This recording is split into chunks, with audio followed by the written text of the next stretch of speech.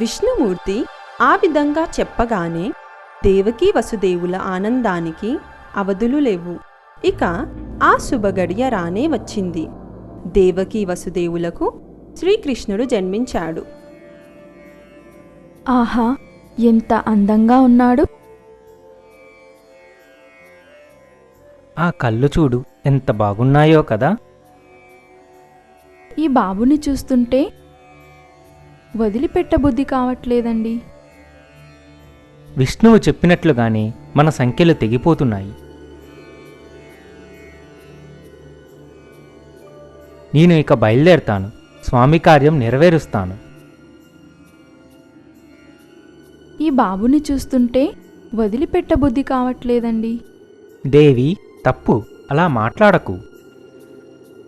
ఈ బాలుడు ఇక్కడే ఉంటే కర్కశ కంసుడి చేతిలో బలి కావలసిందే.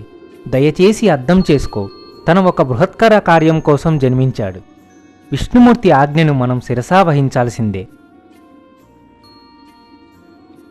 దయచేసి నన్ను వెళ్ళనివ్వు.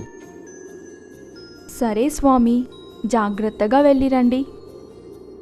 విష్ణుమాయ వలన ద్వారాలు తెరుచుకున్నాయి. ద్వారపాలకులందరూ గాఢ నిద్రలోకి జారుకున్నారు. వసుదేవుడు నెమ్మదిగా నడుచుకుంటూ చెరసాల నుండి బయటకు వచ్చి బృందావనం దిశగా నడవసాగాడు.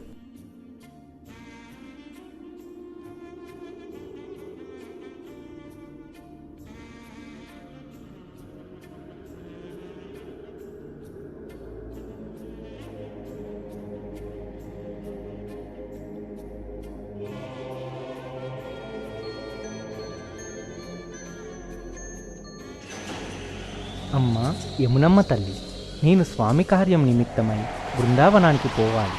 నాకు కూడా ఉన్నది సాక్షాత్తు శ్రీమన్నారాయణుని అవతారం. దయచేసి నాకు దారి ఇవ్వు. తప్పక వాసుదేవ, స్వామి కార్యం నిర్వర్తించటంలో నేను కూడా భాగస్వామిరాలిని కావటం నాకు చాలా ఆనందంగా ఉంది.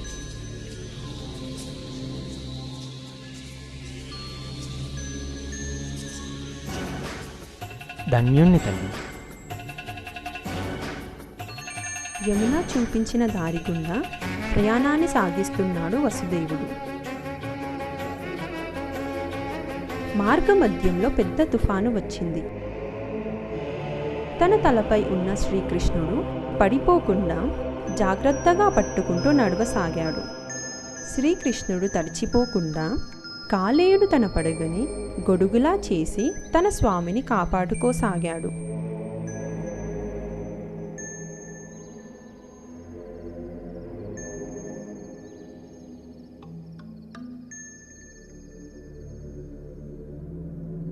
ఎట్టకేలకు బృందావనాన్ని చేరుకున్నాడు వసుదేవుడు.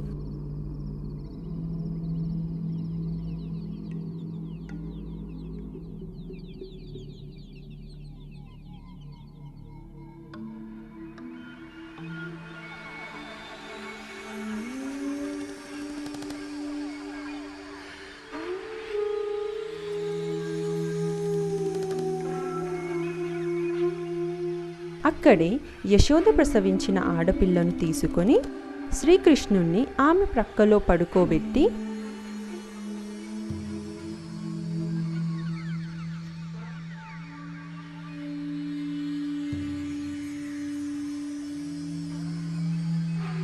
వసుదేవుడు ఆ పాపతో చెరసాలకి చేరుకోగానే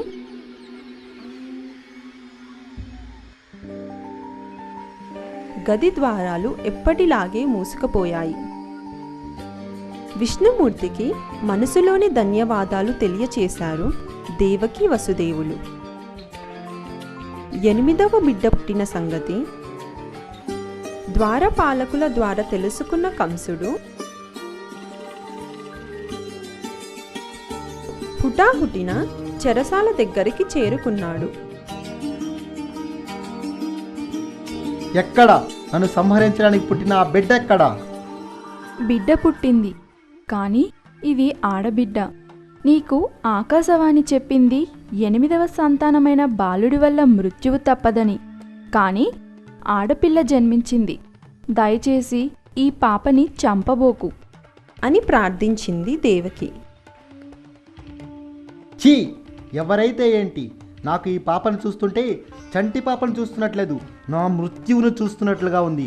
ఈ పాప బ్రతకడానికి వీల్లేదు, ఇలా ఇవ్వు అని బలవంతంగా తీసుకొని ఆ పాపను గోడవైపు విసిరేశాడు. కళ్ళు మిరిమిట్లు గొలిపేలా కాంతి ప్రత్యక్షమై ఆ పాప అదృశ్యమై లోకమాయ ప్రత్యక్షమయ్యింది. పిచ్చి కంస, నువ్వెంత జాగ్రత్త పడ్డా నీ చావు నుండి తప్పించుకోలేవు.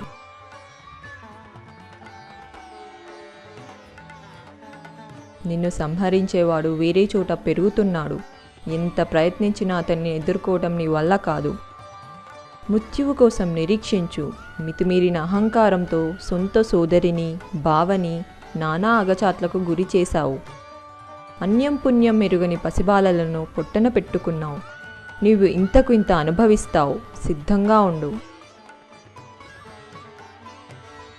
కంసుడికి తాను చేసిన తప్పు తెలిసి వచ్చింది.